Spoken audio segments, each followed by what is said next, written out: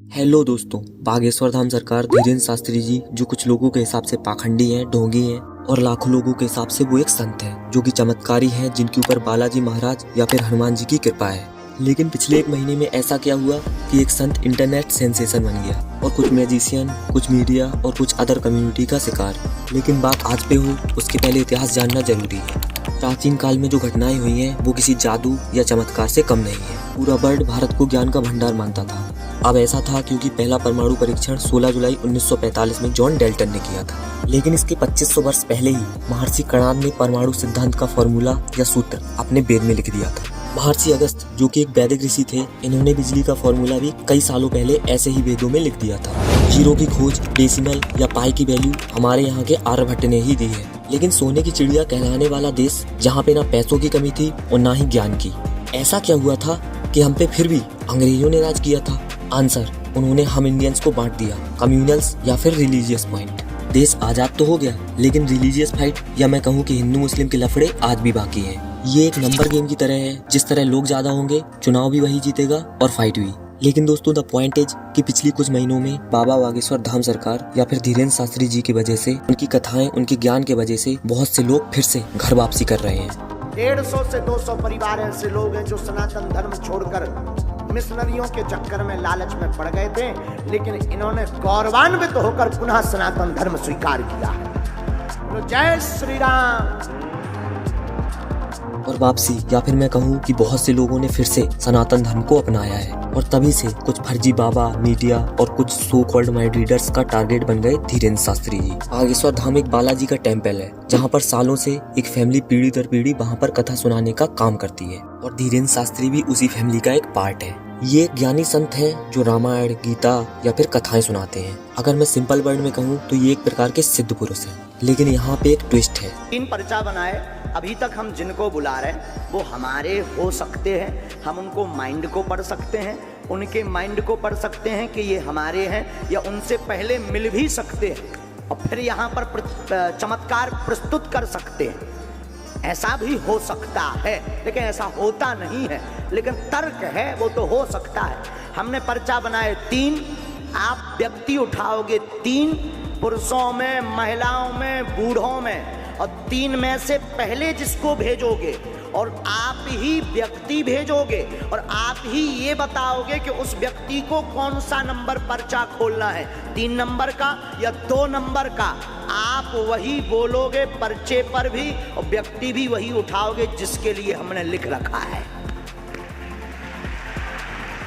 और जरूरी नहीं है तुम 1 नंबर का पर्चा बोलो, उसके लिए अगर तुम 3 नंबर का बोलोगे, 2 का बोलोगे, 1 का बोलोगे, वही पर्चा उसके लिए खोला जाएगा और वो जो भी पहले बोलेगा उसकी वही बात पर्चे पर छपी हुई होगी।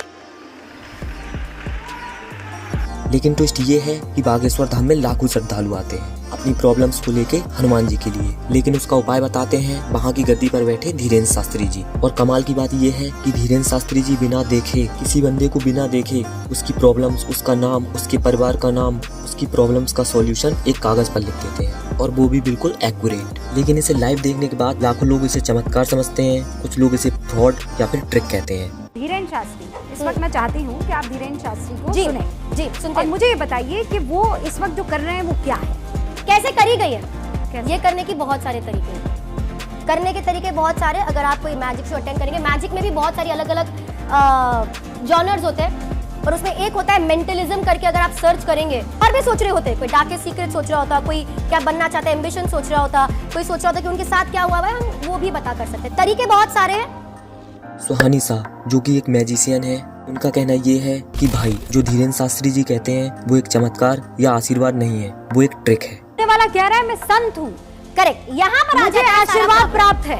ये है सारा प्रॉब्लम। कोई अगर ये यहाँ पर आ जाता है, ये बिट जब आ जाता है यहाँ पर, मैं बोलती हूँ कि ये गलत है। 100% ये बात गलत है जब कोई आके बोलता है कि मैं पे कोई कृपा है जिसके द्वारा मैं आपका मन पढ़ पा रहा हूँ। ये जो लाइन है, ये जो स्टेटमेंट है, ये स्टेटमेंट गलत है। अब मुझे ये बताइए कि इसको मैं, ये जिस तरीके से कहा जा रहा है कि धीरेन्द्र शास्त्री जो कर रहे हैं वो पाखंड है, वो जो पर्चे पर लिख रहे हैं वो पाखंड है, क्या ये पाखंड हो सकता है? आप समझ रही, पाखंड को अगर मैं लिटरल सेंस में कहूँ कि बाकी सबको वो बेवकूफ बना रहे हैं, फ्रॉड है, स्कैम है। मुझे ये चीज बहुत अजीब लगी कि एक मैजिशियन एक संत की इमेज खराब करने के लिए एक नहीं, दो नहीं, बल्कि कई बड़ी बड़ी न्यूज मीडिया के पास जाती हैं, वहाँ पर जाकर लाइव सेशन करती हैं, वहाँ पे जाके स्टेटमेंट ये देते हैं एक सनातन धर्म के स्वामी की इमेज खराब करने के लिए। एक तरफ सुहानी शाह कहती हैं कि माइंड रीड करना पॉसिबल ही नहीं है। दूसरा व्यक्ति आपके दिमाग के अंदर घुसकर नहीं बोल सकता कि ये आप सोचे या ये। जब बात स्वामी जी पे आई थी, पहले ट्विटर पे कोई चैलेंज करे तो वहाँ पे खुलेआम लिख देना कि आपकी खुशी के लिए आपका माइंड रीड कर देंगे। खुद के कॉन्सेप्ट, कंटेंट या फिर कोलैबोरेशन के वक्त ये माइंड रीडर होते हैं, लेकिन बात जब स्वामी जी पे आई तो फ्रॉड है, स्कैम है। खैर, जो चीज सुहानी आप करते हो और जो धीरेन्द्र शास्त्री जी करते हैं उसके बीच बहुत अंतर है। मन में वो नाम सोचिए, उनको फुल स्क्रीन पे रखेंगे। हाँ, कोई और नहीं, सिर्फ सुहानी शाह और कंप्यूटर बाबा दोनों इस वक्त अभी दोनों यही स्क्रीन पर रहेंगे। कंप्यूटर बाबा जी और मैं। हाँ, कंप्यूटर बाबा जी और सुहानी जी। कठिन तो है ये थोड़ा, बहुत हाँ, ज्यादा प्रिपेयर। कंप्यूटर बाबा हूँ ना, तो कठिन तो रहेगा ना। सर होना भी चाहिए, कठिन आता है, चैलेंजेस आते हैं तो हमें भी अच्छा लगता है। जी। कोशिश करेंगे इसे करने की। पहले नंबर तो बहन जी, हम एक पर्चा बनाते हैं, पुरुषों में महिलाओं में बिफोर टाइम बनाकर रखेंगे। अभी तक हम जिनको बुला रहे हैं वो हमारे लोग हो सकते हैं।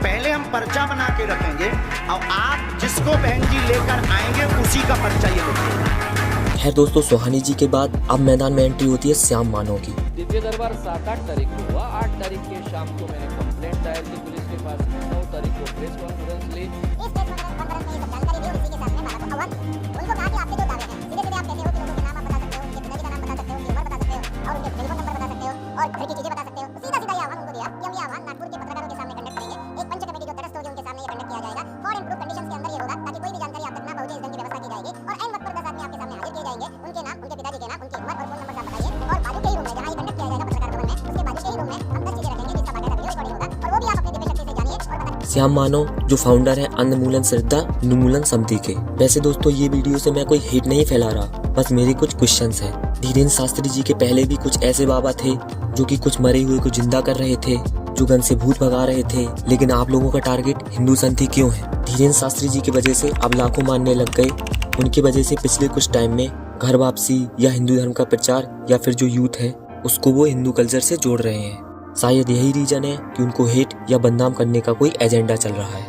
और वैसे भी बॉलीवुड, स्टैंड अप कॉमेडियन या मीडिया ये बात अच्छे से जानता है कि सिर्फ हिंदू कल्चर को टारगेट करने से ही उनको टीआरपी मिलती है। धीरेन्द्र शास्त्री जी ये कभी नहीं कहते हैं कि यार वो भगवान है या मेरे अंदर कोई पावर है या मेरे अंदर कोई जादू है, वो ऐसा कभी नहीं कहते हैं। देखो, बागेश्वर वाला जी के सेवादार हैं।